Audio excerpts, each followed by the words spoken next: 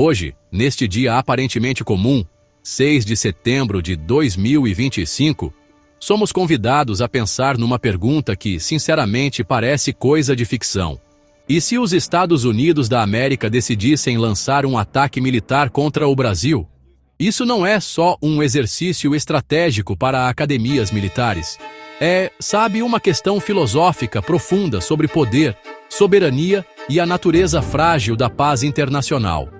A própria ideia soa absurda, mais para um roteiro dramático de um filme de Hollywood do que para qualquer evento geopolítico plausível. Brasil e Estados Unidos historicamente mantiveram uma relação, ainda que complexa e às vezes tensa, que nunca chegou perto de um conflito aberto. Imaginar este cenário é como entrar num quarto escuro e tentar descrever formas que, francamente, esperamos nunca ver à luz do dia. Os motivos para um ataque desses teriam que ser extraordinários, quase além da nossa compreensão atual. Talvez viesse de uma mudança política radical em uma ou ambas as nações, uma disputa por recursos inestimáveis na Amazônia ou uma falha diplomática catastrófica poderia ser o gatilho. Poderia até ser enquadrado como uma suposta intervenção humanitária ou um ataque preventivo contra uma ameaça percebida. Mas, independentemente da justificativa apresentada no cenário mundial, a realidade no campo de batalha seria de profundo choque e descrença. O cidadão brasileiro comum, acostumado a ver os Estados Unidos como uma potência cultural e econômica, acordaria para um pesadelo. A pergunta por quê ecoaria das plantações de café de Minas Gerais às ruas movimentadas de São Paulo. Um grito de confusão dirigido a um parceiro histórico que se tornou agressor. Este exercício nos força a confrontar algumas verdades incômodas sobre a ordem global. Nos lembra que as relações internacionais não são governadas por amizade, mas por interesses. A noção de um hemisfério pacífico, que por muito tempo foi um pilar da diplomacia americana e brasileira, seria estilhaçada em um instante. O ataque representaria uma falha de todas as instituições diplomáticas e políticas criadas para prevenir tais conflitos. Significaria que o diálogo foi substituído pela força e a negociação cedeu lugar ao ultimato. Para os brasileiros, o impacto psicológico seria imenso. Seria uma traição em escala nacional, desafiando nossa identidade e nosso lugar no mundo.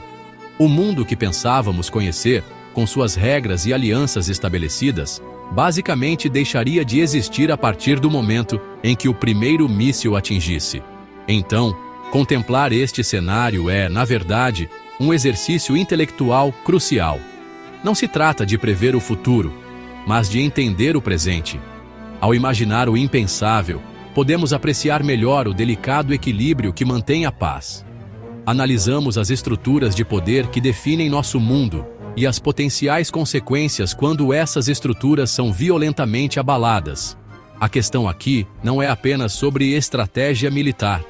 É sobre o custo humano, a ruína econômica e o caos político que se seguiriam. É uma reflexão sóbria sobre o fato de que a história está cheia de eventos impensáveis que, por uma razão ou outra, se tornaram realidade. Vamos prosseguir então, não com medo, mas com a curiosidade analítica de um historiador examinando uma possibilidade que deve, a todo custo, permanecer hipotética. Quando comparamos as forças militares dos Estados Unidos e do Brasil, não estamos falando de dois iguais. A disparidade é imensa, quase absoluta. Os Estados Unidos possuem o exército mais avançado tecnologicamente e mais bem financiado da história da humanidade.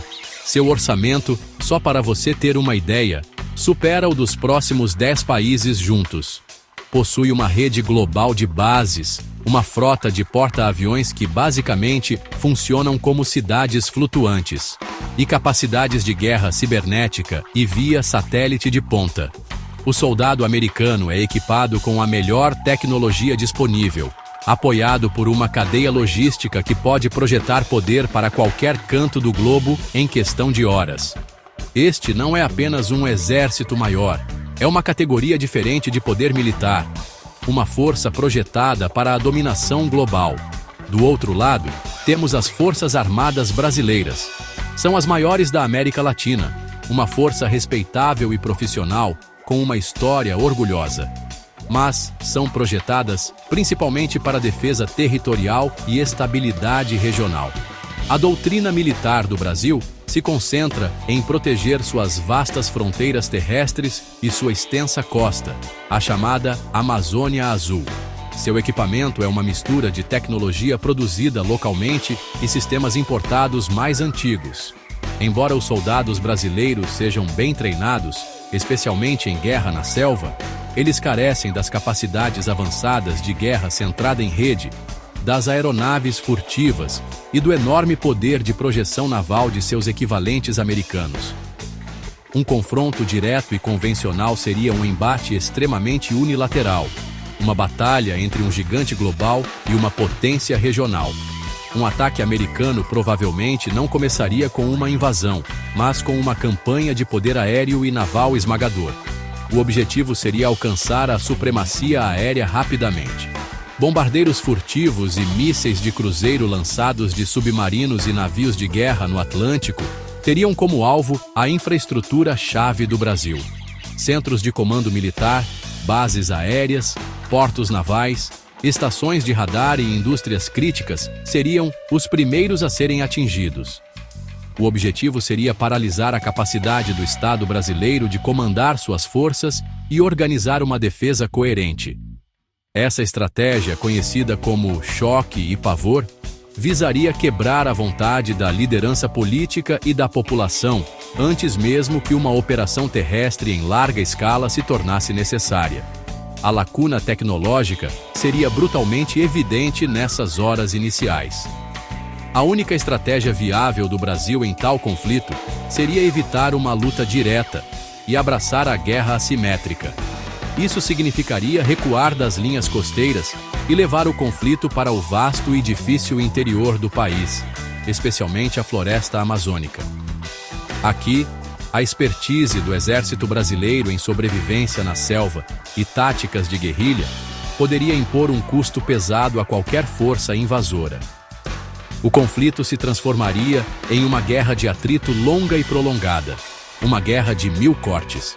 O objetivo não seria derrotar os militares dos Estados Unidos no campo de batalha, o que é praticamente impossível, mas tornar a ocupação tão custosa em termos de vidas e recursos que a opinião pública e a vontade política americanas eventualmente se voltariam contra a guerra. Seria uma luta pela sobrevivência, não pela vitória. As consequências imediatas de um ataque à economia brasileira seriam, honestamente, catastróficas. A economia do Brasil está profundamente integrada ao sistema financeiro global e um conflito com a maior potência econômica do mundo cortaria esses laços instantaneamente. O comércio internacional simplesmente pararia. O Porto de Santos, o mais movimentado da América Latina, seria bloqueado ou destruído, interrompendo o fluxo de exportações agrícolas como soja e café, e a importação de bens essenciais, incluindo combustível e componentes tecnológicos. A moeda brasileira, o real, despencaria de valor, desencadeando hiperinflação. O mercado de ações entraria em colapso, aniquilando fortunas e abalando a confiança dos negócios por uma geração. O motor econômico do país pararia completamente. Politicamente, a nação enfrentaria sua maior crise desde sua fundação. As instituições democráticas que o Brasil cuidadosamente reconstruiu desde o fim da ditadura militar seriam postas à prova extrema. O governo provavelmente declararia estado de emergência, suspendendo liberdades civis e concentrando poder no executivo para gerenciar o esforço de guerra. Isso poderia criar profundas divisões internas. Facções políticas poderiam discutir sobre o melhor curso de ação, lutar, negociar ou render-se. A pressão poderia levar ao colapso do governo, criando um vácuo de poder que poderia ser preenchido por figuras autoritárias ou resultar em total fragmentação política. A unidade da nação estaria ameaçada de dentro, mesmo enquanto enfrentava um inimigo de fora. Para o cidadão brasileiro comum, a vida se tornaria uma luta diária pela sobrevivência. Nas cidades, a interrupção das cadeias de suprimentos levaria a uma grave escassez de alimentos, medicamentos e eletricidade. As outrora movimentadas metrópoles do Rio de Janeiro e São Paulo se tornariam lugares escuros e perigosos, com serviços públicos falhos e criminalidade crescente. A população viveria sob a constante ameaça de ataques aéreos, suas rotinas destruídas pelo medo e pela incerteza. Milhões poderiam ser deslocados, fugindo de zonas de conflito e criando uma enorme crise de refugiados internos. O tecido social, já tensionado pela desigualdade, seria dilacerado. O famoso espírito brasileiro de alegria e resiliência seria substituído pela dura realidade da guerra. Além disso, o impacto psicológico na população seria devastador.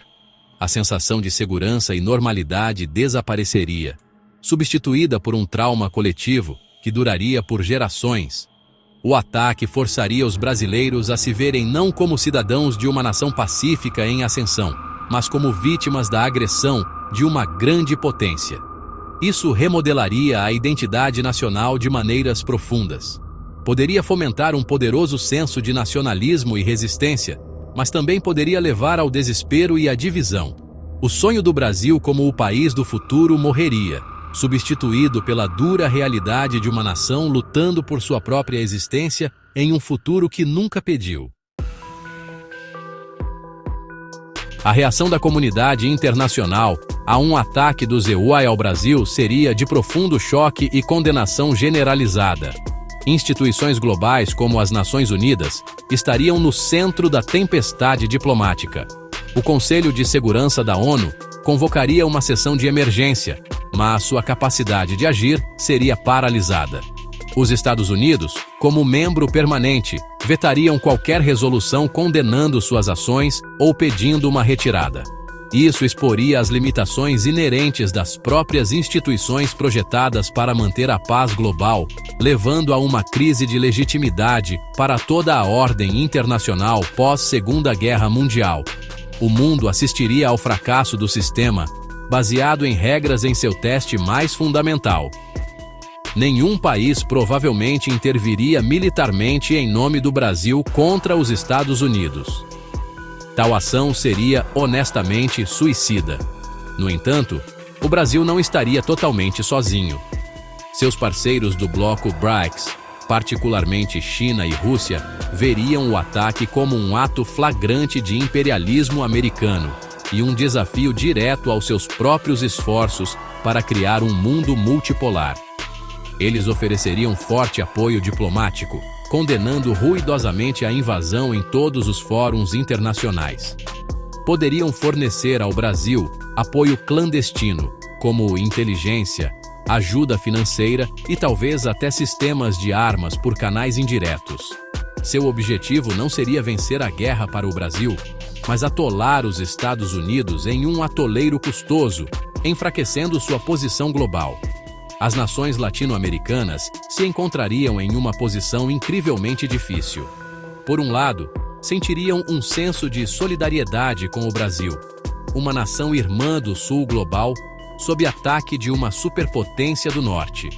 Organizações como o Mercosul e a Comunidade de Estados Latino-Americanos e Caribenhos, ou CELAC, emitiriam fortes declarações de condenação. Ainda assim, sua dependência econômica e política dos Estados Unidos os impediria de tomar qualquer ação significativa. Eles seriam divididos entre a solidariedade regional e a necessidade pragmática de evitar a ira americana. O ataque estilhaçaria a ideia de um hemisfério unificado e forçaria cada país a escolher um lado, provavelmente levando a uma profunda instabilidade política em todo o continente. Em última análise, o mundo reagiria não com uma resposta militar unificada, mas com um coro de condenação e uma série de realinhamentos estratégicos. Aliados europeus dos Ecibumasiwa ficariam horrorizados, levando à crise mais grave na história da OTAN. A opinião pública global, alimentada pela cobertura midiática ininterrupta do conflito, seria esmagadoramente anti-americana. Protestos massivos irromperiam em cidades de Londres a Tóquio. O ataque isolaria os Estados Unidos diplomática e moralmente de uma forma que nenhum conflito anterior havia feito. O mundo se tornaria um lugar muito mais perigoso e imprevisível, com as regras não escritas de conduta internacional estilhaçadas. A invasão do Brasil marcaria o fim definitivo do século americano e o início de uma nova era caótica e incerta.